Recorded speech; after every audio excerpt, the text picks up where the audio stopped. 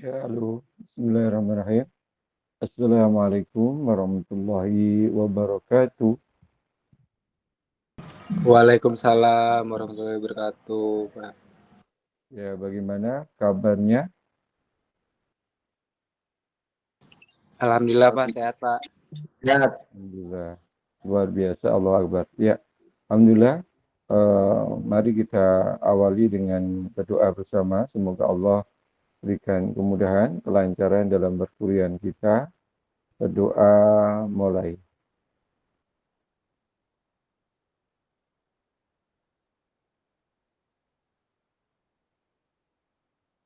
Doa selesai. Ya. Alhamdulillahilladzi khalaqal insana fi ahsani taqwim summa radadnahu asfala safilin. Asyhadu an la ilaha illallah wahdahu la syarikalah wa asyhadu anna Muhammadan abduhu wa rasuluhu. Allahumma shalli ala sayyidina Muhammad wa ala ali sayyidina Muhammad. Wa ya ayyuhal hadirun ittaqullaha haqqa tuqatih wa la tamutunna illa wa antum muslimun. Qala ta'ala fil Qur'anil Karim. A'udzu billahi minasyaitonir rajim. Bismillahirrahmanirrahim. Walladzina yaquluna rabbana hab lana min azwajina wa dzurriyyatina qurrata a'yun waj'alna muttaqina imama. Amma ba'd. Saudara sekalian, para mahasiswa yang insyaallah dimuliakan oleh Allah SWT, puji syukur atas segala nikmat yang Allah berikan kepada kita. Salawat dan salam tersanjungkan kepada baginda Nabi besar Muhammad sallallahu alaihi wasallam. Saudara sekalian yang berbahagia, bahwa pada kesempatan kali ini kita diberikan oleh Allah SWT untuk bisa kembali bertemu dalam perkuliahan tatap maya virtual, pertemuan terakhir kita menjelang ujian akhir semester ya. Dan baru pekan depan kita sudah menghadapi untuk ujian akhir semesternya. Di dalam perkuliahan kita, seperti yang kita tahu bersama, bahwa perkuliahan ini terdapat ada beberapa kali pertemuan, mulai dari pertemuan 1, pertemuan 8 UTS, kemudian sampai sekarang pertemuan malam ini adalah pertemuan ke-15, yaitu tentang membahas materi membangun keluarga harmonis melalui pernikahan. Dan pada pertemuan terakhir ke-16 adalah pertemuan ujian akhir semester kita. Jadi pada malam hari ini adalah pertemuan tatap maya virtual yang menyampaikan materi pada pertemuan terakhir, yaitu pertemuan ke-15. Oke, saudara sekalian, perlu dipahami bersama sebagaimana pengetahuannya sebelumnya, bahwa saudara harus menyelesaikan tugas-tugasnya, tugas besarnya, kemudian aktif dalam perkuliahan, baik pada materi setiap pertemuan, kuis, forum yang harus saudara selesaikan, dan juga pada malam hari ini tatap maya virtual yang mewajibkan saudara harus hadir untuk ikut perkuliahan. Dan nanti pada sesi akhir kita akan melakukan absensi akan kehadiran saudara. Oke, saudara sekalian yang berbahagia, sebelum saya menyampaikan materi dan sebagainya, apabila ada yang ingin saudara tanyakan terkait perkuliahan atau ada beberapa tugas yang sudah saudara selesaikan, mau dikumpulkan, silakan. Ya, silakan saya berikan kesempatan untuk bertanya terlebih dahulu kepada para mahasiswa. terkait tentang perkuliahan, karena hari ini adalah pertemuan tetap maya pada pertemuan akhir, baru akan bertemu kembali pada awal bulan Juli, yaitu jadwalnya ujian akhir semester. Oke, silakan. Apa ada yang ingin ditanyakan dan disampaikan, kawan-kawan sekalian? Kalau tidak ada, maka kita lanjut saja menyampaikan materi dalam perkuliahan kali ini. Kita akan saya sampaikan mulai dari materi kita. Pembahasannya tentang membangun keluarga harmonis melalui pernikahan. Ya, saudara sekalian, bicara pernikahan tentu adalah ibadah yang setiap kita punya keinginan untuk melakukan yang namanya ibadah ini. Bagaimana caranya menghalalkan hubungan di antara kita, antara seorang laki-laki dan perempuan yang sudah dijalin sejak dulu atau tahunan, maka salah satu cara menghalalkannya adalah dengan yang namanya pernikahan. Itulah Islam memberikan solusi kepada kita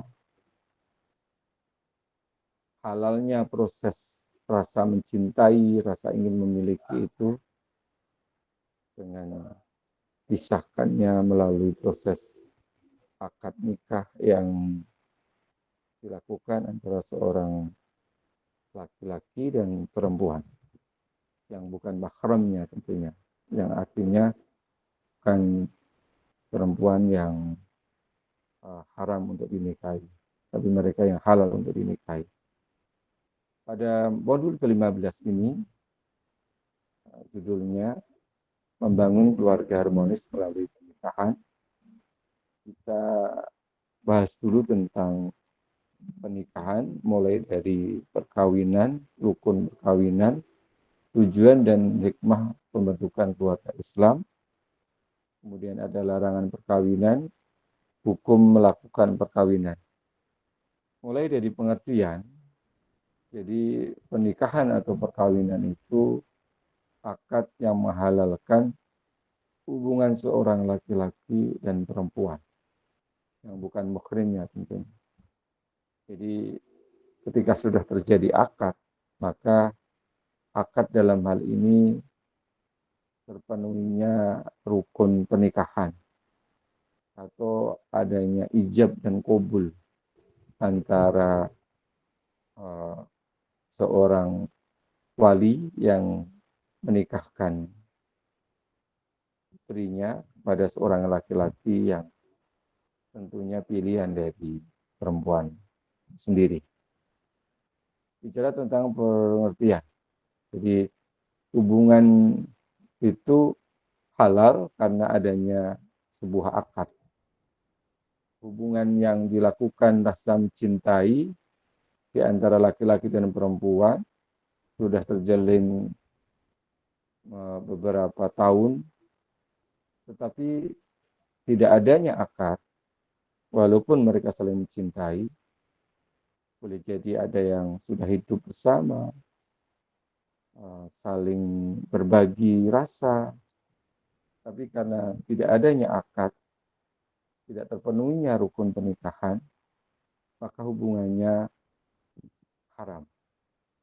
Dalam konteks ini, mereka berkomunikasi, berbagi rasa, dan lain sebagainya. Apabila belum ada akad, maka masih orang lain. Maka Islam memberikan pemahaman yang jelas terhadap kita bahwa hubungan yang dilakukan itu mau ke arah yang halal atau yang haram. Kalau fenomena saat ini bagaimana banyak laki-laki dan perempuan yang sudah menjalin rasa mencintai di antara mereka. Bahkan boleh jadi mereka tinggal satu atap, tapi belum adanya ijab dan qabul di antara mereka. Maka hal itu di dalam agama Islam berdosa dan tidak dibenarkan. Kemudian pembahasan selanjutnya nanti kita akan membahas tentang rukun pernikahan, tujuan dan hikmah pembentukan keluarga Islam. Kemudian ada larangan perkawinan, ternyata ada perkawinan yang dilarang dalam Islam, dan kemudian hukum melakukan perkawinan. Dasar hukum perkawinan mulai kita bahas di dalam ayat Al-Quran surat Az-Zariyat ayat 49 dijelaskan, A'udzubillahi minasyaitonirrajim, Bismillahirrahmanirrahim. Wa min kulli syai'in khalaqna zawjaini la'alakum tadhakkarun. Segala sesuatu kami ciptakan berpasang-pasangan agar kamu mengingat kebesaran Allah. Jadi ketika laki-laki dan perempuan mempunyai hubungan di antara mereka atau di antara laki-laki dan perempuan yang sudah dewasa di antara mereka, melihat ada kawan, saudara, atau teman yang sudah mempunyai pasangan, kok dia sampai saat ini belum ditemukan pasangannya, maka tidak usah kita merasa berkecil hati. Kita harus yakin bahwa kita diciptakan oleh Allah itu berpasang-pasangan. Ya, seperti halnya ayat ini menjelaskan bahwa segala sesuatu itu kami ciptakan berpasang-pasangan. Agar kamu mengingat akan kebesaran Allah. Ketika siang diciptakan, maka ada malam. Ketika matahari diciptakan, maka ada bulan. Ketika laki-laki diciptakan, maka ada perempuan. Ketika Adam diciptakan, maka ada Hawa di sana. Jadi kita yang sudah berusia misalkan sampai saat ini Allah belum berikan jodoh kita, yakinlah bahwa Allah itu pasti akan memberikan pasangan kita. Pasangan itu didapatkan bukan dengan berdiam diri kita, tetapi kita harus berusaha. Ada yang ketemu pasangannya di kampus, ada yang ketemu pasangannya di kantor, ada yang ketemu pasangannya di dalam negeri atau yang di luar negeri. Maka bagian dari usaha yang kita lakukan. Kalau kita ingin mendapatkan jodoh orang-orang luar negeri atau orang-orang barat atau orang-orang Asia, gitu, maka apa yang sudah saudara usahakan sampai saat ini? Misalkan ada Anda berkenalan dengan turis atau siapa yang Anda kenal, merasa cocok dan sebagainya, boleh jadi itu bagian dari usaha untuk mendapatkan pasangan. Tidak akan mungkin seseorang mendapatkan pasangan apabila dia hanya berdiam saja. Ketika Allah menciptakan pasangan, bukan berarti kita berdiam, tetapi kan tugas manusia itu adalah berusaha. Al-insanu ditakdir, wallahu ditakdir. Manusia itu berusaha dan Allah yang menentukan. Jadi cari pasangan kita dan berdoa kepada Allah agar ditemukan pasangan yang baik. Karena pasangan itu juga potret diri kita, gitu. Ada yang mengatakan begitu. Kalau kita ingin mendapatkan pasangan baik, maka kita harus baik dulu, gitu. Orang yang tidak baik, gitu ya, ingin mendapatkan pasangan yang baik, ya yang baik pun tidak mau. Jadi ketika kita ingin mendapatkan pasangan yang soleh atau solehah, maka perbaiki dulu diri kita untuk menjadi manusia yang soleh dan solehah. Kemudian dasar hukum perkawinan. Dasar hukum yang dijelaskan dalam surat An-Nur ayat 32 sebagai berikut. A'udzubillahi minasyaitonir Bismillahirrahmanirrahim. Wankihul ayyama minkum as-salihina min ibadikum wa imaikum yakunu fuqara'a yughnihimullahu min fadlihi wallahu wasi'un alim. Artinya, nikahkanlah orang-orang yang masih bujang di antara kamu dan juga orang-orang yang layak menikah dari hamba-hamba saya, baik laki-laki maupun perempuan. Jika mereka miskin, Allah akan memberi kemampuan kepada mereka dengan karunia-Nya. Allah Maha Luas, pemberiannya lagi Maha mengetahui. Ya, jadi saudara sekalian, ada perintah Allah untuk menikahkan orang-orang yang masih hamba-hamba saya, baik laki-laki maupun perempuan. Ada orang beralasan saya belum nikah sampai saat ini karena alasan kemiskinan atau alasan kurang mapan gitu, belum mapan, nunggu mapan kalau sudah nikah gitu, mau nikah kalau sudah mapan, sampai sudah umur 40, 50 belum mapan juga.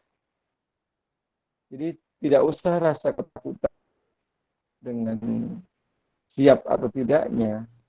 Yang terpenting adalah bagaimana kita niat dengan benar dan usaha terus gitu.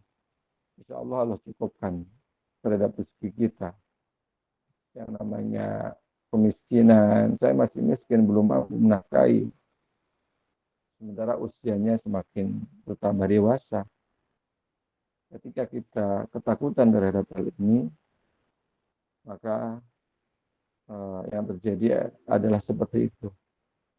Maka diyakini dengan benar bahwa saya ingin menikah dengan niat ibadah kepada Allah Subhanahu wa taala. Pengertian perkawinan dalam Undang-Undang Nomor 1 Tahun 1974 itu, perkawinan adalah ikatan lahir batin antara seorang pria dengan seorang wanita, suami istri, dengan tujuan membentuk keluarga rumah tangga yang bahagia dan kekal berdasarkan ketuhanan yang Maha Esa. Undang-Undang Nomor 1 Tahun 1974 pasalnya 1. Maka kalau kita melihat dari pengertian ini, hubungan itu bukan sebatas batin saja, tapi ada lahir dan batin. Dan mereka melakukan pernikahan mempunyai tujuan tertentu, diantaranya adalah membentuk keluarga yang bahagia. Sering kita kenal dengan samawa, sakinah, mawadah, warahmah. Ada samawata, sakinah, mawadah, warahmah, dan takwa. Kebahagiaan, rasa cinta, saling kasih, rasa kasih sayang, dan ketakwaan kita kepada Allah Subhanahu wa taala. Kemudian ada kompilasi hukum Islam. Perkawinan menurut hukum Islam adalah pernikahan, yaitu akad yang sangat kuat, misakon golizon. Akad yang sangat kuat untuk mentaati perintah Allah dan melaksanakannya merupakan ibadah. Jadi pernikahan itu ibadah. Bukan sekedar melampiaskan hawa nafsu seseorang, tetapi di sana ada nilai-nilai ibadah. Memandang istri kita, saling membantu, saling menerima, saling mengisi terhadap segala kekurangan dan kelebihan. Itu yang dilakukan dalam pernikahan itu sendiri. Maka ketika diniatkan ibadah, Allah Subhanahu wa taala memberikan kepada mereka banyak keajaiban. Di antaranya yang dulu sendiri menjadi berdua, yang dulu mungkin tidak teratur makan hidupnya gitu, sekarang sudah menjadi teratur, ada yang ngurusin dan sebagainya. Hari-harinya dipenuhi dengan ibadah kepada Allah SWT. Istrinya yang sebagai ibu rumah tangga, suaminya yang mencari nafkah, maka mereka Allah buka rezekinya atas dasar niat tunai ibadah tadi. Menurut ulama Syafi'iyah, nikah adalah akad yang menjamin kepemilikan untuk bersetubuh dan menggunakan lafaz nikah atau taswis. Maka dalam pernikahan itu ada ijab, ya, saya nikahkan dan saya kawinkan, nah, gitu. Saudara dengan putri saya yang bernama siapa bin siapa dengan mas kawin apa, tunai. Jadi untuk menjamin kepemilikan untuk bersetubuh di antara kedua belah pihak itu dilalui dengan proses yaitu pernikahan itu sendiri. Nah, di dalam pernikahan ada rukun perkawinan atau pernikahan. Rukun itu tentu sesuatu yang harus ada dalam pernikahan atau perkawinan. Apabila tidak ada, maka tidak sah. Calon mempelai laki-laki ada, calon mempelai wanitanya juga ada, wali dari pihak wanita. Yang butuh wali itu adalah wanita. Di antaranya yang menjadi wali ya tentu adalah ayah kita. Apabila ayah kita tidak ada, maka bisa wali yang lain. Misalkan paman, atau mungkin kakek kita, atau saudara laki-laki kita, itu bisa menikahkan kita. Ketika wali nasab, wali karena keturunan, yaitu ayah kita tidak ada. Apabila itu juga tidak ada, maka wali itu bisa wali hakim dari kantor urusan agama, jadi petugas KUA yang menikahkan hal itu. Kemudian ada dua orang saksi.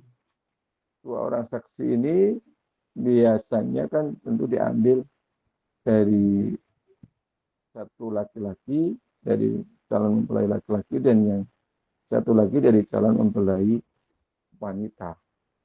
Saksi itu berarti mereka yang tahu tentang seluk-beluk kedua mempelai, bukan asal saksi. Ada orang yang mau menikah tetapi saksinya orang yang tidak kenal karena tertentu misalkan, maka tidak dibenarkan. Dan pada waktu mau ijab kabul itu wali hakim kan menanyakan maka benar walinya dari siapa dan sebagainya. Kemudian ada ijab dan kabul. Ijab itu adalah pernyataan dari wali yang tadi kata-katanya adalah saya nikahkan dan saya kawinkan saudara dengan siapa bin siapa dengan mas kawin. Maka ada kabul yang diucapkan oleh mempelai laki-laki dengan mengatakan saya terima nikah dan kawinnya siapa binti siapa dengan mas kawin tersebut tunai. Maka ada ijab dan kabul. Nah ini rukun adalah sesuatu yang harus ada dalam pernikahan. Apabila salah satunya tidak ada, maka pernikahan itu tidak sah.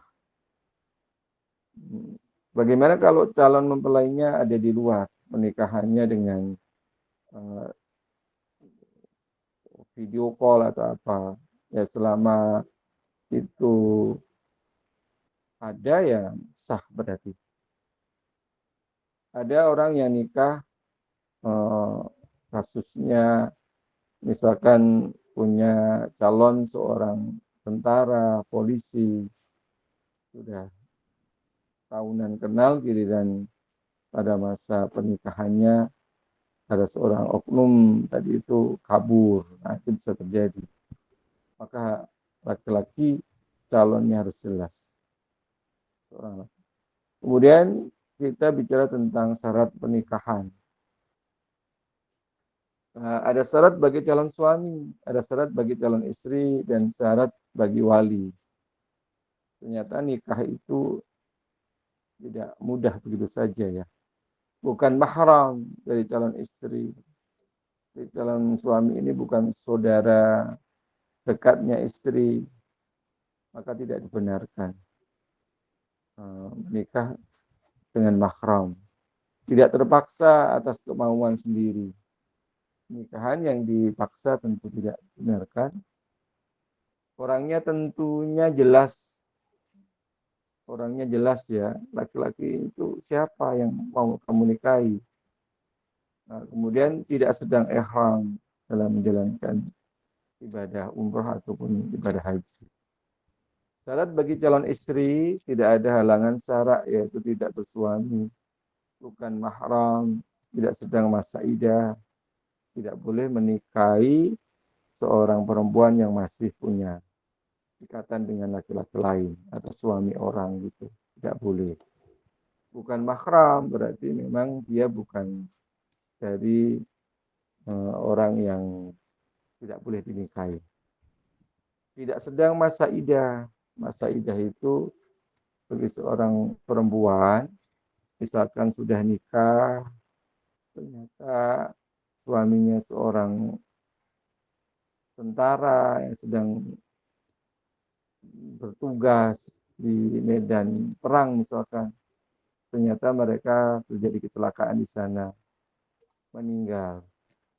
Nah, sementara kamu dalam kondisi hamil misalkan, hamil muda, maka ada masa idahnya, masa menunggu untuk boleh menikah dengan laki-laki lain dengan syarat adalah kalau orang yang sedang hamil berarti sampai dia melahirkan.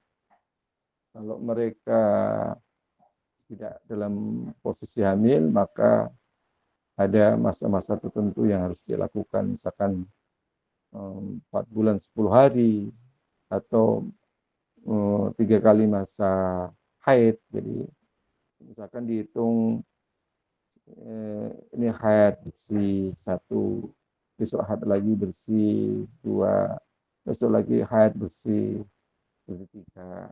Itu artinya tidak ada benih atau janin yang dimiliki oleh laki-laki suaminya yang sedang dalam tugas itu sendiri. Jadi ada masa idahnya ya. Seorang perempuan misalkan ditinggal suaminya, masa idahnya belum selesai sudah nikah, itu diharamkan dan tidak dibolehkan karena agama mengatur itu. Takutnya masih ada janin benih dari suami yang lama yang perempuan belum bersih tadi ya. Merdeka atas kemauan sendiri. Jadi bukan ada keterpaksaan. Merdeka berarti perempuan itu dalam kondisi bebas, mereka menentukan laki-laki mana yang mau dijadikan sebagai suaminya. Jelas orangnya dan tidak sedang berikhram. Kemudian dalam syarat menjadi wali pun juga demikian. Wali itu harus laki-laki, tidak boleh perempuan. Kemudian balik berarti mereka yang sudah balik, yang sudah memahami ketentuan, mana yang benar, mana yang salah. Tidak dipaksa. Nah, tidak dipaksa. Jadi seorang wali disuruh menjadi saksi, menjadi wali, bukan dipaksa. Misalkan walinya dibeli untuk menjadi wali, jadi kan dia melakukan hal itu karena uang atau karena keterpaksaan. Adil dan kemudian tidak sedang ihram. Ya, bicara tentang syarat calon suami, syarat calon istri, dan syarat wali tadi itu. Jadi bahwa Islam itu mengatur dalam ibadah pernikahan atau perkawinan itu dengan cara-cara seperti ini, dan tentunya aturan ini adalah untuk kemaslahatan kita, untuk kebaikan kita sebagai hamba Allah. Kalau kemudian seseorang menikah tanpa ada aturannya, maka bisa jadi rusak ya, ibadahnya menjadi rusak. Contohnya misalkan menikah dengan perempuan yang masih punya hubungan dengan suaminya yang pertama atau yang keberapa. Akunya sebagai janda atau akunya sebagai duda atau berjaka, sementara masih terikat dalam perkawinan dengan seseorang. Oke, kemudian kita lanjutkan tentang syarat saksi. Tadi ada syarat kedua mempelai, syarat wali, dan kemudian syarat saksi. Saksi itu harus laki-laki, minimal 2 orang. Kemudian balik, adil, tidak sedang ikhram, memahami bahasa yang digunakan untuk ijab qabul tadi. Jadi ijab tadi kan perkataan dari wali, misalkan saya nikahkan dan saya kawinkan saudara dengan putri saya yang bernama siapa bin siapa dengan mas kawin seperangkat alat sholat tunai. Maka ada qabul yang artinya menerimanya, saya terima nikah dan kawinnya. Kemudian ada syarat-syarat ijab qabul. Satu, ada ijab, pernyataan mengawinkan dari pihak wali. Dari itu, saya nikahkan dan saya kawinkan. Ada bahasa gitu. Ada qabul, pernyataan penerima dari calon suami.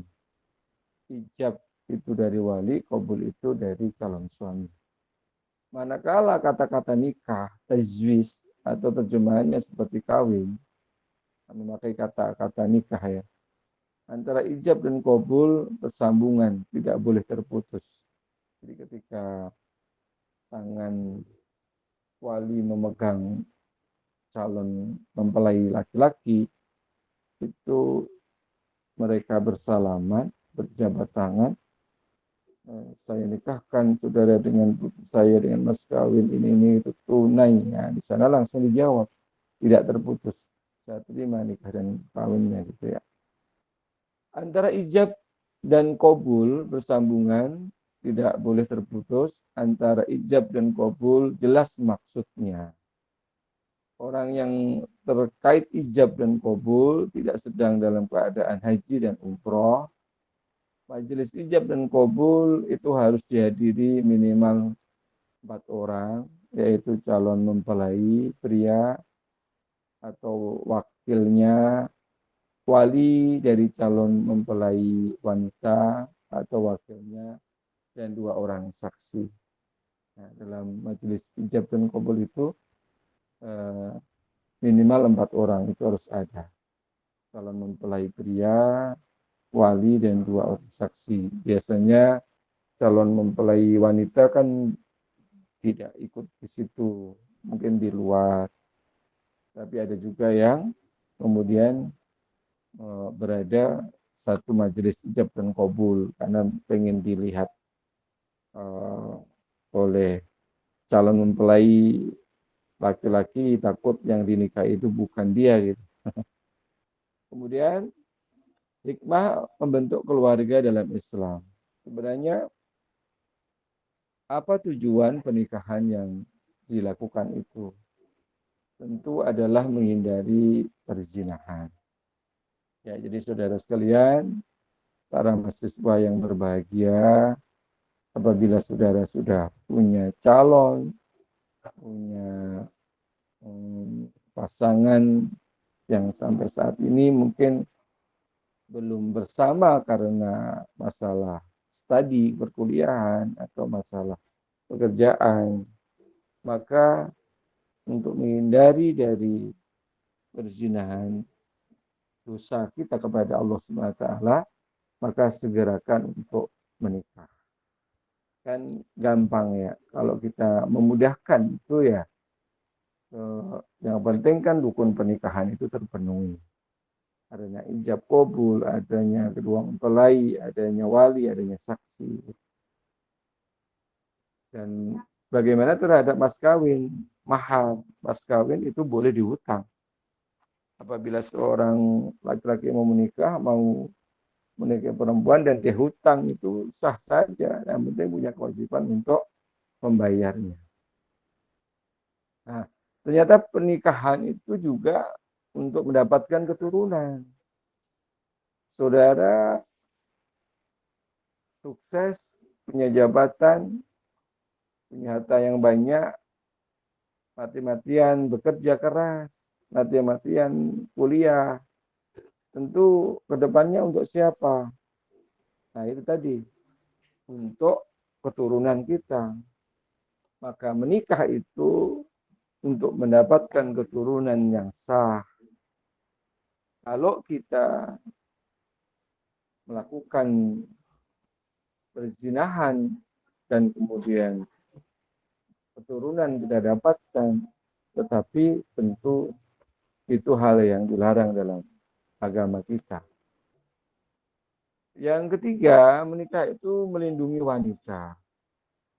Jadi kalau wanita sudah dilamar untuk dinikahi, saudara ya siap-siap saja.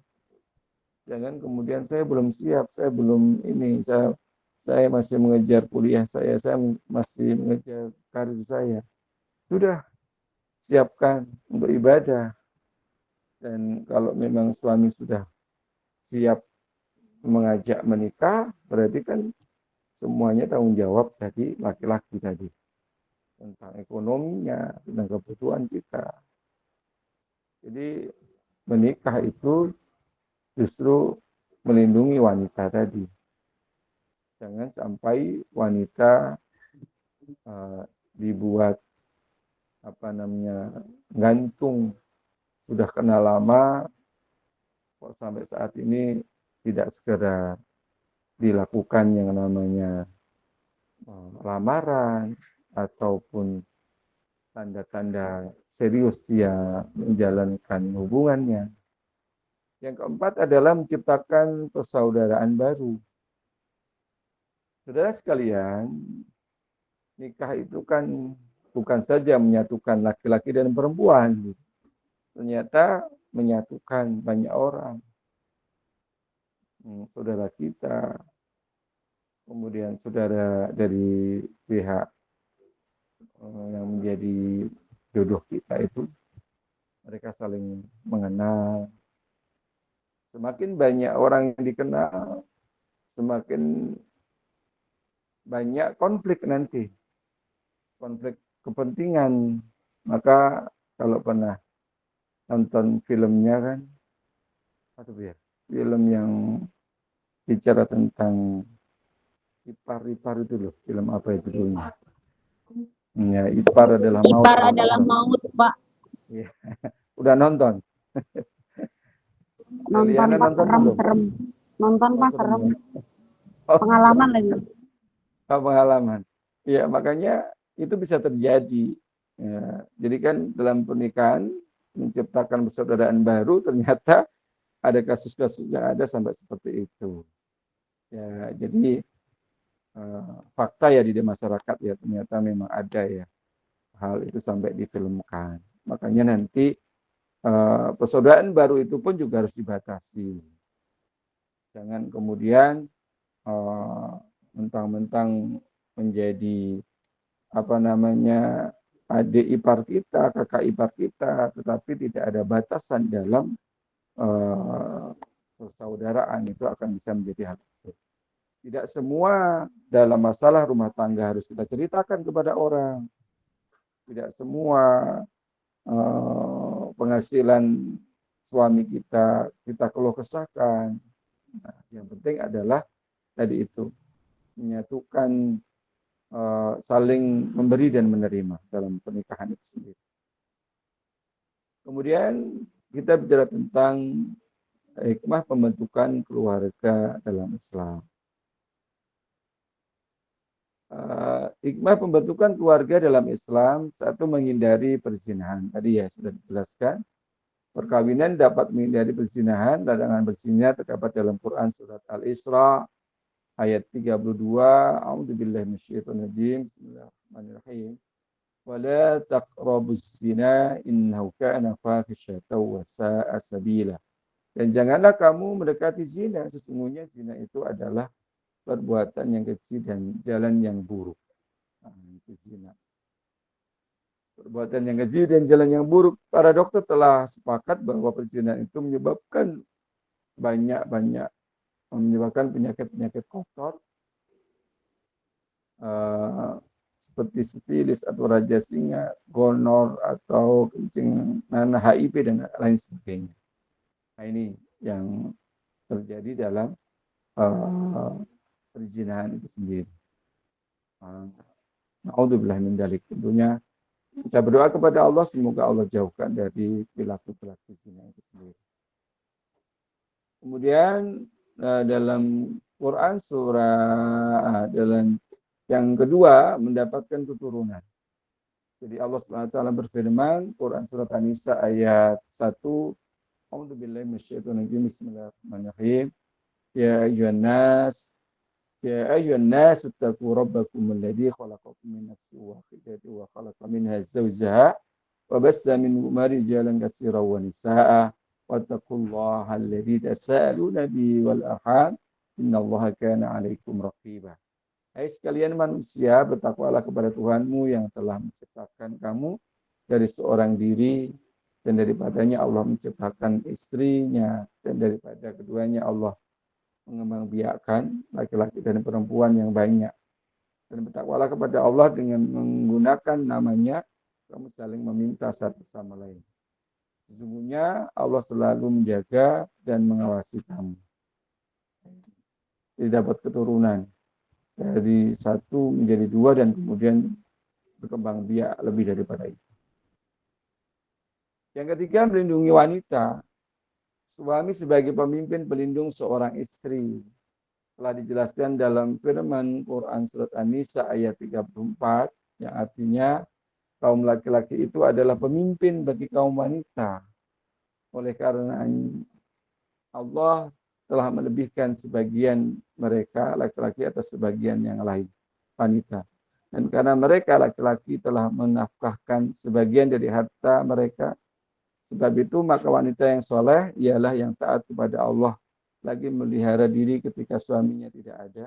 Nah, oleh karena Allah telah memelihara mereka wanita-wanita yang kamu khawatirkan nujusnya, maka nasihatilah mereka dan pisahkanlah mereka di tempat tidur mereka dan pukullah mereka. Kemudian jika mereka mentaatimu, maka janganlah kamu mencari-cari jalan untuk menyusahkannya. Sesungguhnya Allah Maha Tinggi lagi Maha Bijaksana. Ya.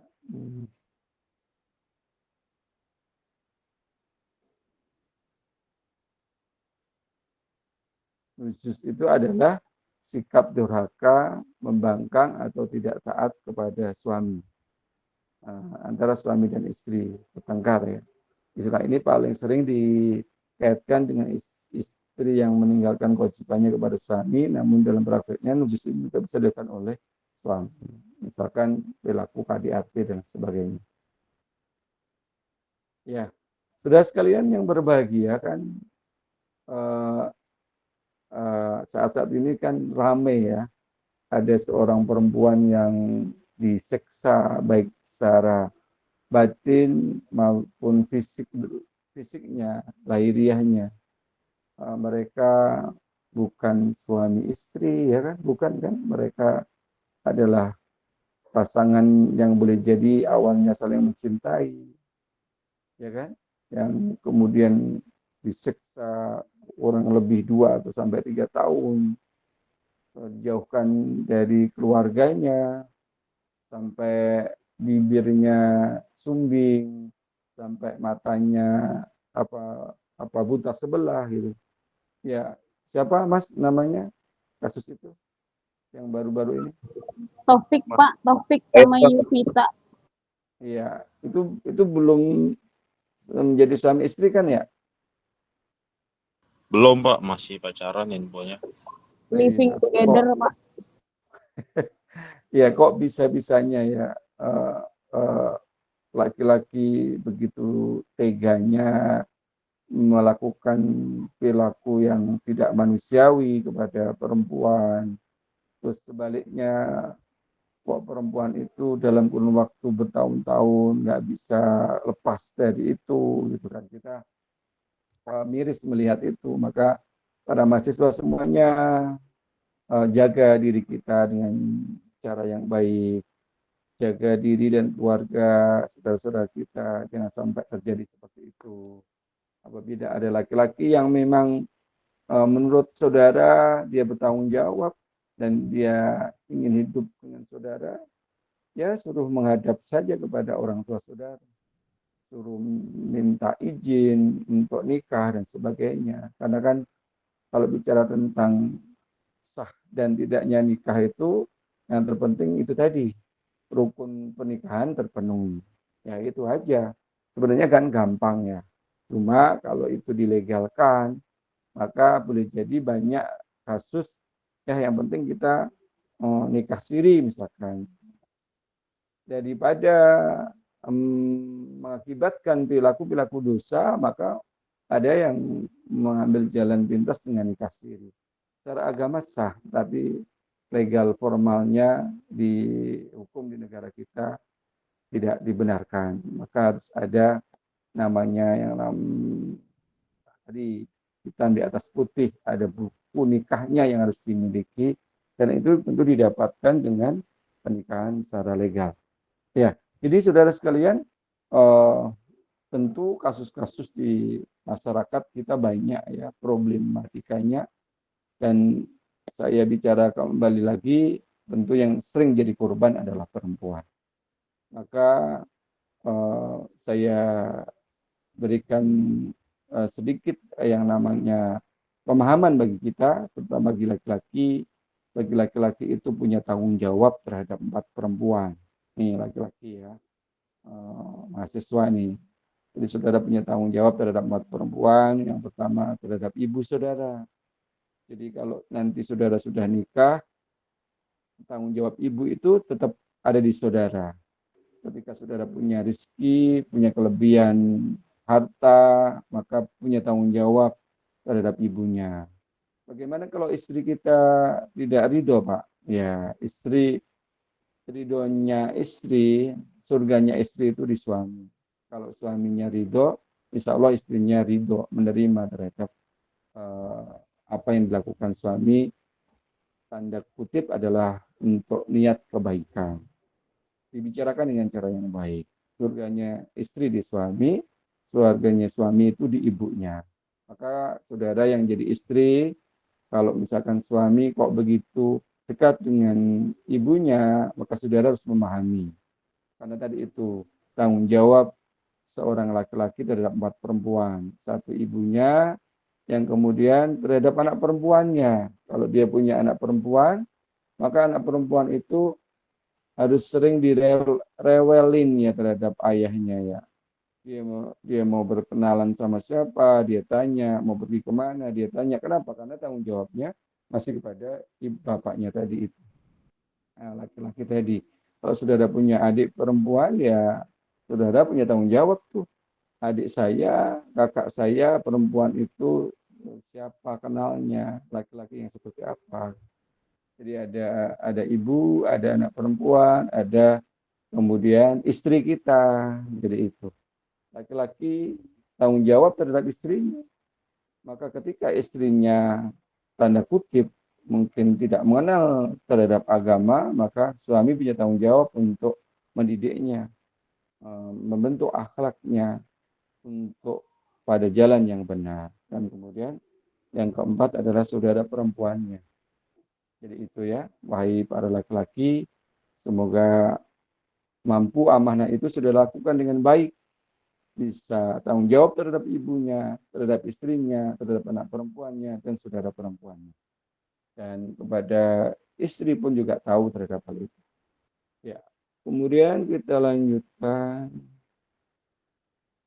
Ya, di dalam rumah tangga ternyata untuk menciptakan persaudaraan baru. Dengan menikah maka menjadi luas persaudaraannya, yaitu ada saudara akibat perkawinan seperti besan, ada mertua, kemudian saudara ipar dan seterusnya.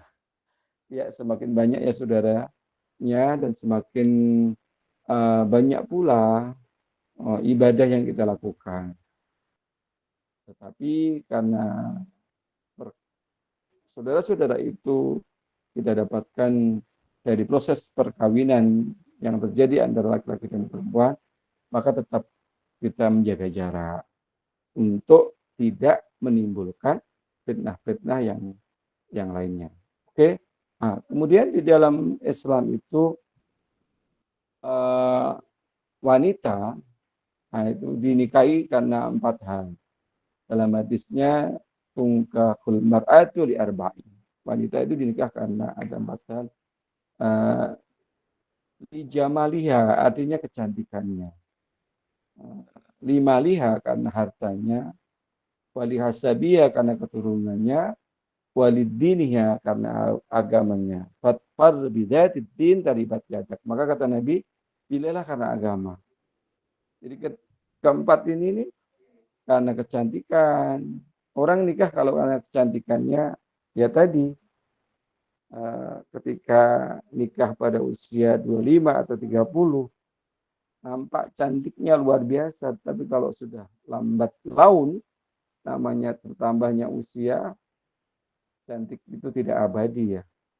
Akhirnya sudah usia, mohon maaf, baru usia 35 sudah seperti nenek-nenek misalkan, karena apa ya, mendidik anaknya gitu yang sebagai ibu rumah tangga, kadangkala tidak sempat dandan dan sebagainya. Jadi kalau jangan karena kecantikan, karena kecantikan itu juga tidak abadi, lama kelamaan jadi tua ompong peot misalkan. Bicara tentang harta, karena dia kaya raya juga sama, tidak dibenarkan. Kenapa? Harta juga tidak abadi. Keturunan, wah dia anaknya pejabat nih, anaknya presiden. Presiden pun juga ada masa waktu yang membatasi. 2 periode, mau 3 periode nggak jadi. Jadi kata Nabi dari ketiga-tiganya itu, keempat itu, maka pilihlah karena agama. Insya Allah karena agama diniatkan itu dapat cantiknya, dapat juga hartanya, dapat keturunannya. Karena agama, maka perempuan bisa melahirkan anak-anak yang soleh dan soleha, mampu menjaga harta yang dimiliki oleh suaminya, dan kemudian juga mampu merawat dirinya yang tentunya menjadi bertambah cinta, sayang seorang suami kepada istrinya. Walaupun sudah pernikahannya berjalan cukup lama, walaupun sudah tidak lagi kecantikannya itu ada, maka dalam pernikahan itu sering kita mendoakan kepada kedua mempelai dengan sebutan sakinah, mawaddah, warahmah. Artinya rasa bahagia, rasa cinta, dan kasih sayang. Kalau namanya kasih sayang itu sudah tidak melihat lagi bentuk fisik ya. Seperti kakek nenek yang di antara kita yang sampai sekarang masih ada, walaupun sudah tua, mereka tetap menjalin rasa cinta, rasa bahagia, dan kasih sayangnya terhadap mereka. Kemudian ada larangan perkawinan. Ternyata ada perkawinan yang dilarang. Di antaranya adanya hubungan nasab, hubungan persusuan. Dalilnya ayat Quran An-Nisa ayat 22 sampai 23. Nasab itu berarti keturunan. Seorang adik tidak boleh dinikahi oleh kakaknya. Saudara perempuan tidak boleh dinikahi. misalkan oleh kita, gitu. Saudara kita. Persusuan ini bisa jadi, misalkan dulu kita tinggal ketika ayah dan ibu kita belum mapan, kita tinggal di sebuah kontrakan yang berderet gitu, kanan kiri menjadi tetangga dan menjadi saudara. Pada waktu itu ada laki-laki dan perempuan yang seusia bayi yang lahir hampir bersamaan, misalkan ibu A dan ibu B gitu. Kemudian ibu A pernah menyusui anak si B atau si B pernah menyusui anak si A gitu. Berarti mereka persesuaian. Ketika dia sudah dewasa, pindah misalkan, dipertemukan di antara mereka, diselidikilah. Oh ternyata dulu ibu pernah tinggal menjadi tangga kita pada puluhan tahun yang lalu. Dan anak ibu itu pernah saya susui atau sebaliknya. Anak itu juga pernah disusui oleh orang lain. Sementara ketemu pada waktu dewasa, dia mau melakukan pernikahan, maka atas dasar dia pernah menyusui terhadap bayi yang kecil itu, maka tidak dibolehkan untuk menikah. Pernikahannya menjadi haram, dilarang. Kemudian yang B, adanya sebab lain, seperti istri yang putus perkawinannya karena dili'an. Nah, ini kita cari dulu. Li'an.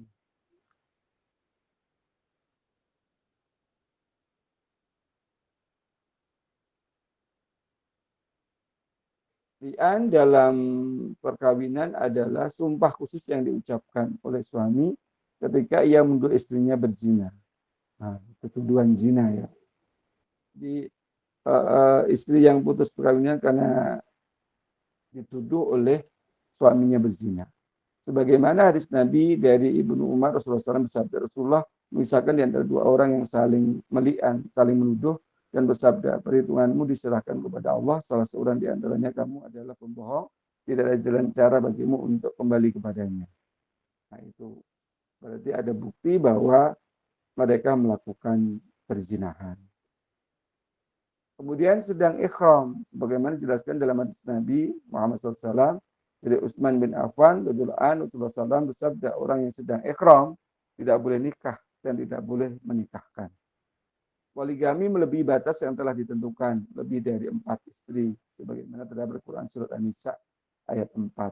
Jadi kalau poligami dalam Islam itu diperbolehkan, tetapi atas dasar apa gitu kan?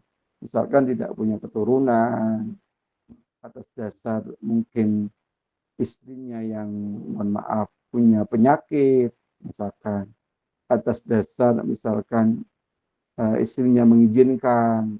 Jadi poligami dalam Islam itu dibatasi maksimal adalah 4. Lebih daripada itu maka tidak dibenarkan. Dasarnya apa? Quran surat An-Nisa ayat 4 tadi. Ini dibuka ya.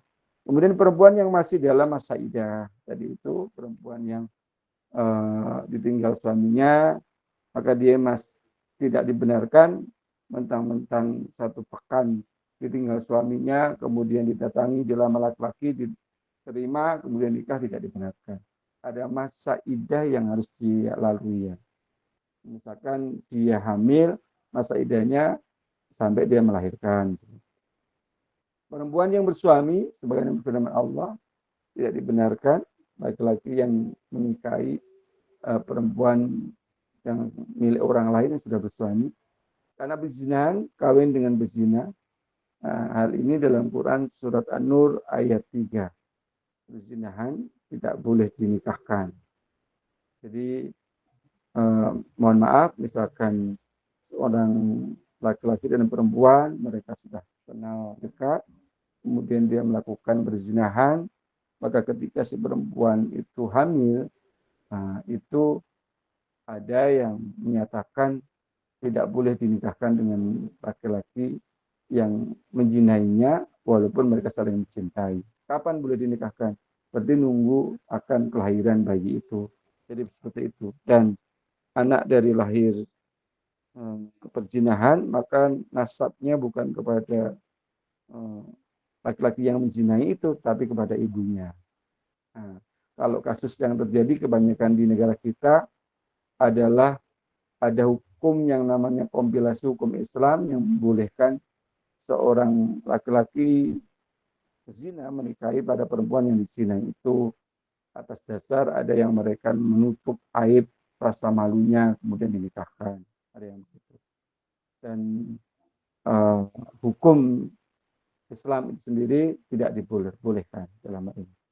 Kemudian jenis perkawinan yang dilarang diantaranya ada nikah campuran beda agama, maka tidak dibolehkan. Kalau saudara saat ini punya calon suami atau calon istri yang berbeda agama, maka pertanyaannya mau dikemanakan hubungannya. Kenapa? Karena agama jelas tidak boleh menikah beda agama, kecuali harus seagama. Kalau kamu mau non-muslim ya silahkan. Kalau mereka mau menjadi muslim atau muslimah ya silahkan, berarti seagama. Nikah kontrak, mut'ah. Nikah mut'ah disebut juga nikah sementara atau nikah terputus, yaitu menikahnya seorang laki-laki dengan seorang wanita dalam jangka waktu tertentu. Misalkan 1 hari, 3 hari, sepekan, sebulan. Ini pernah terjadi viral ya pada waktu itu, perempuan-perempuan yang, mohon maaf, kasus oknum yang di puncak ya.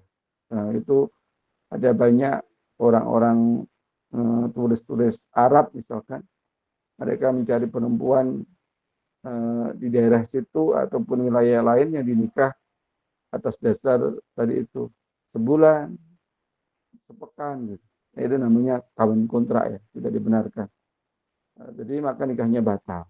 Ada nikah tahlil, yaitu menikah seorang laki dengan orang wanita yang sudah ditalak 3.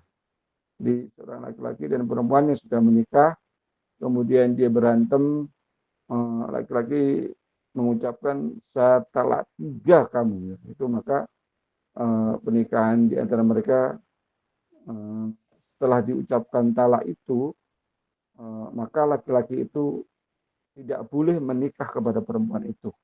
Istilahnya tidak boleh rujuk kembali setelah mereka talak 3. Apabila dia mau rujuk, maka ada syaratnya. Si perempuan itu harus menikah dulu dengan orang lain, dan orang lain menikah dengannya itu didasari bukan atas direkayasa, tapi memang nikah secara alami. Dan kemudian dia cerai, itu baru suami yang pertama itu kembali kepada istri yang dulu ditalak tadi itu. Nikah siwar, kawin tukar. Nikah siwar adalah seorang yang berkata kepada orang lain, nikahkanlah aku dengan putrimu, maka aku akan nikahkan putrimu dengan dirimu. Jadi itu tukar perkawinan ya. Seorang laki-laki punya anak perempuan, kemudian dia pengen menikah dengan perempuan, ditukar dengan perempuan lain ya. Jadi tidak dibenarkan. Hukum melakukan perkawinan. Dalam perkawinan itu ada beberapa hukum. Ada menjadi wajib, menjadi sunnah, mubah, haram, makruh. Wajib bagi laki-laki yang intinya laki-laki yang sudah punya calon, sudah punya penghasilan, takut berbuat zina gitu. Ya sudah, itu wajib. Mahasiswa ini sudah punya calon dan dia tidak mampu untuk menahan hawa nafsunya, takut dari berbuat zina. Ya sudah, itu menjadi hukum wajib. Sunnah bagi laki-laki yang sudah punya calon, sudah punya kerjaan, tapi dia mampu menahan diri hawa nafsunya dari perilaku dosa tadi, zina. Mubah, laki-laki tidak ada faktor yang mendorong, memaksa, atau yang menghalang-halanginya. Inilah yang umum terjadi di tengah-tengah masyarakat luas. Kebanyakan ulama dinyatakan sebagai hukum dasar atau hukum asal dari nikah. Asal dari pernikahan itu mubah. Makruh, perkawinan yang hukumnya makruh bagi Orang yang mempunyai kemampuan untuk melakukan perkawinan juga cukup mempunyai kemampuan untuk menahan diri sehingga tidak kemungkinan tergelincir berbuat zina sekiranya tidak kawin. Hanya saja orang ini tidak mempunyai keinginan yang kuat untuk dapat memenuhi kewajiban suami istri yang baik. Nikah juga bisa menjadi makruh bagi orang yang mampu dari segi material tapi lemah secara batin. Misalkan apa namanya finansialnya mapan tetapi batiniahnya yang tidak mapan, misalkan terjadi penyakit, misalkan lemah syahwat atau dia impoten gitu. Selama makruh. Seperti orang yang lemah syahwat dan tidak mampu memberikan nafkah kepada istrinya, walaupun tidak merugikan istri karena ia kaya dan tidak mempunyai naluri syahwat yang kuat. Jadi ini makruh hukumnya. Makruh itu dalam hukum Islam kan lebih baik dihindari. Haram tadi menikah dengan tujuan untuk menyakiti hati perempuan, menyiksa dan sebagainya. Nah, oke. Nah, ini sudah saya sampaikan. Materinya kita kembangkan lebih lanjut. Materi kita dengan sesi tanya jawab atau sesi pengalaman. Mungkin di antara saudara yang sudah punya pengalaman. Silakan kalau ada ingin disampaikan tentang materi hari ini. Pak, mau nanya. Ya, silakan Bayu. Ini Pak, ini sih di luar materi. Mau mastiin aja sih untuk minggu depan itu masih kelas apa libur ya Pak untuk minggu depan? Oh ya, minggu depan berarti kita libur ya. Kita nunggu UAS saja. Oh gitu. Ya, jadwal Untuk UASnya tanggal berapa ya? Jadwal UASnya tahu nggak tanggal berapa? kalau nggak salah tanggal 13 deh Pak kita mulai. Oh, 13 ya. Berarti kita memang libur. Kita satu pekan tidak ada perkuliahan, hanya nunggu langsung akhir saja. Maka di sela-sela ini saya berikan kesempatan bagi saudara yang remedial absensi, lakukan tuh perbaikan absensinya di minggu itu bisa. Ya, Mas. Untuk minimal absensi berapa itu Pak? Persen Pak kemarin? Ya, sebentar. 60 apa 70? Sepertinya 60-an lebih ya. Absensi itu minimal. Berarti minimal 60% ya Pak? Iya, 60% lebih ya sepertinya. Sebentar saya coba cek share absensi saudara ya. Kalau di bawah 60 berarti remedial ya Pak? Iya, remedial itu pasti mengulang. Ini absensi kita ya, sebentar ya. Hari ini ya, kalian saya absensi aja biar cepat. Jadi kita ini pertemuan terakhir ya, tinggal nunggu ujian saja. Begitu, tinggal nunggu ujian saja. Pak, boleh di ini nggak Pak? Di sebutin nggak Pak yang di bawah 60? Siapa aja Pak? Ya.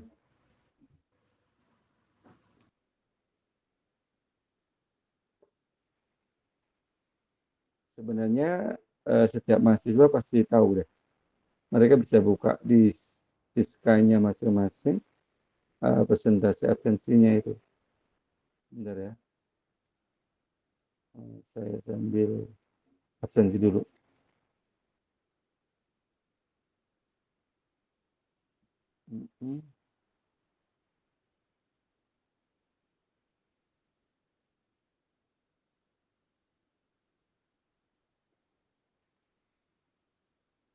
Begitu silakan dibuka kameranya, kita foto dulu bersama dan kemudian kita absensi. Silakan.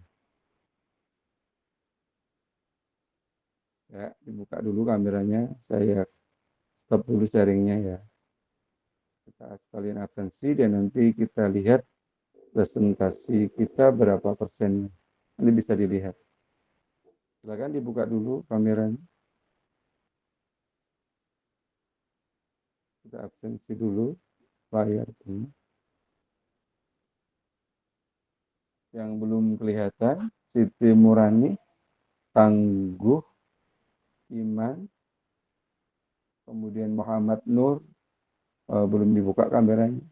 Siti Sadatun, Talita, Maulia, Zahra, Eca, Ayunda, Deviana, Safira, Mediani, kemudian Nurdani, Nabila.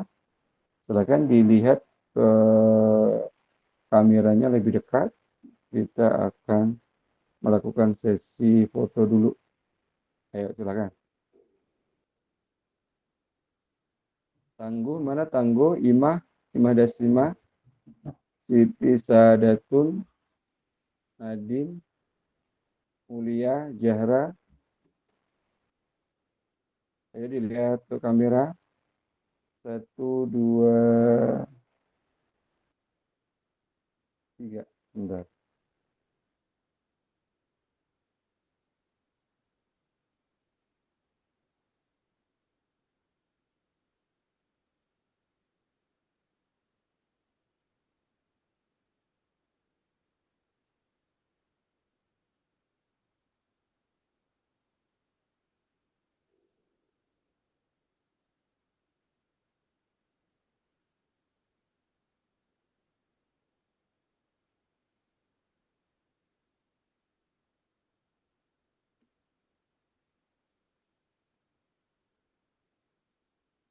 Jangan ditutup kameranya. Sekarang bisa dilihat absensinya ya saudara sekalian. Kehadiran saudara.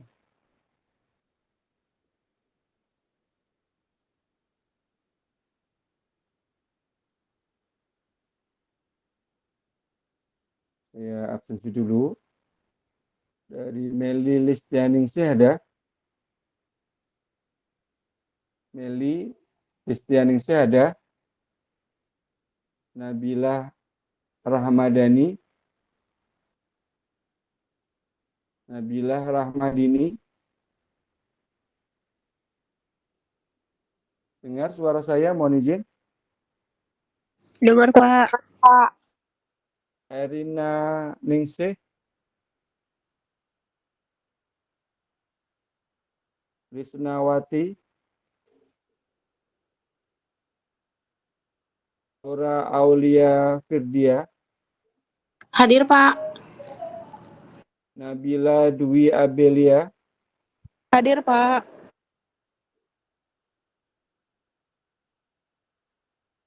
Feliana. Hadir, Pak. Ayunda Febrianti. Ayunda Febrianti. Zahra Sofia Haryani. Hadir, Pak. Tangguh Purnama. Hadir, Pak. Talita Naila Audiandra. Hadir, Pak. Nadine Alia Farhani. Hadir, Pak. Heri Hermawan. Hadir, Pak. Siti Murani. Hadir, Bapak. Hadir. Widya Hadir, Pak. Prameswari. Hadir, Pak. Siti Sadatun Fitriah. Hadir, Pak. Muhammad Nur Hafid. Andri Samsudin. Hadir, Pak. Rahman. Izin Bapak, Muhammad Nur Hafid Hadir, Pak, hadir. Muhammad Rahman Nur hadir, Hafiz. Pak. Muhammad Nur Hafiz ada? ada Pak. Oke. Hani Febrianti. Hadir, Pak. Deviana Putri Ratnasari. Hadir, Pak. Murdani. Hadir, Pak. Sabrina. Hadir, Pak. Bayu Abdillah. Hadir, Pak. Bayu Hadir, Sarwana. Pak. Hadir, Pak. Eufrida Claudia Pedrico. Hadir, Pak. Echa Rizky Fauzani. Hadir, Pak. Imah Dasimah. Imah Dasimah. Safira Novi Hadir, Pak. Ardana. Eva Nisa Arifah. Eva Nisa Arifah. Irma Febrianti. Hadir, Pak. Musa As-Saleh. Hadir, Pak. Mediani Rahma Aulia. Hadir, Pak. Maulia Afenda Zahra.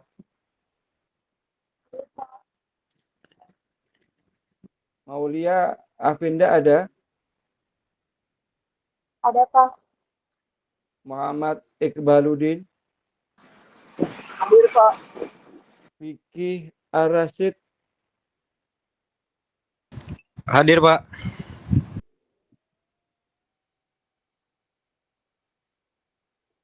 Saya ulang lagi yang belum saya absen.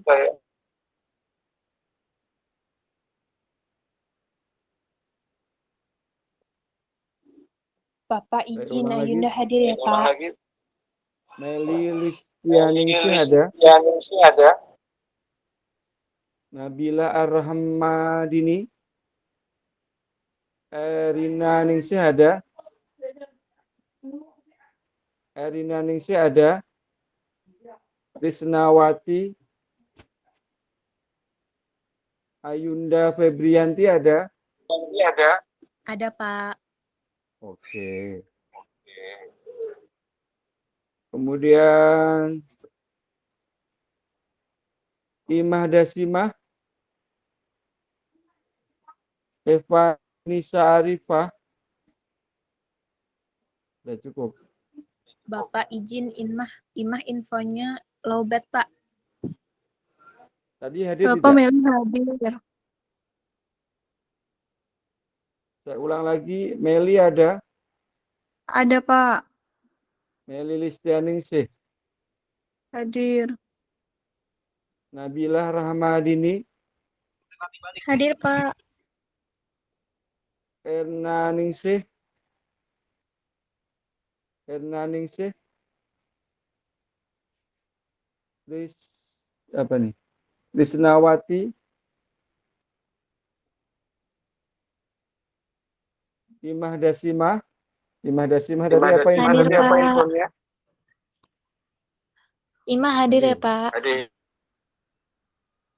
Eva Nisa Arifah. Cukup ya. Aduh.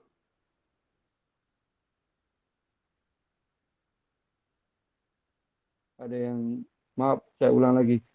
Pencet tadi. Meli Listianingsih ada. Hadir, Pak. Nabila Rahmadini. Hadir, Pak. Erna Ningsih. Erna Ningsih.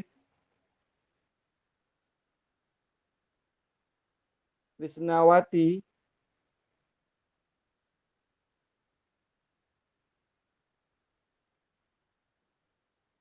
Imah Dasimah. Hadir, Pak. Eva Nisa Arifah.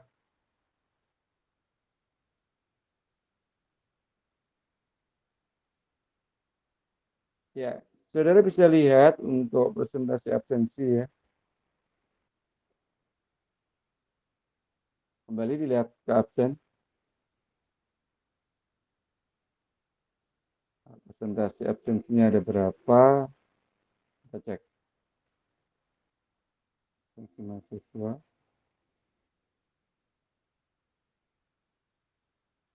Ya ini nih.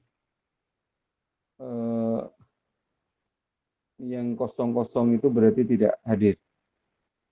Meli 1, 2, 3, 4, 5. Ada 5 ketidakhadiran.